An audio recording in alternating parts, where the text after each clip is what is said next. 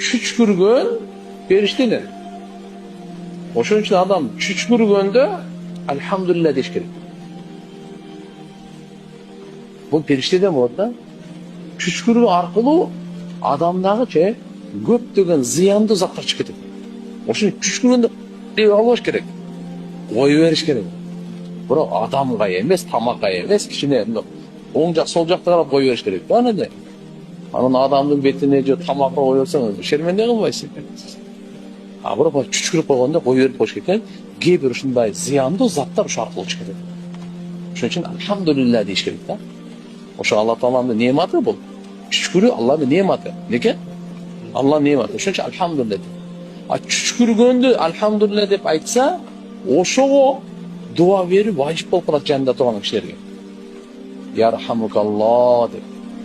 Мусулмандын 5 акысы бар го.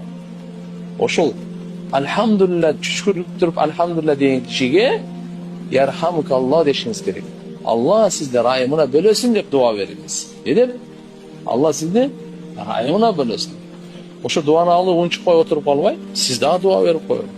Яхдикумулла ва юслиху балакум. Алла Таала сизге хидаят берсин, абалыңызды оңдосун деп. Карашы, мусулман коомчулугу, мусулман житё-бытё дейт го орустар, жашоо тиричилиги бири-бирине дуа берип жашашат да.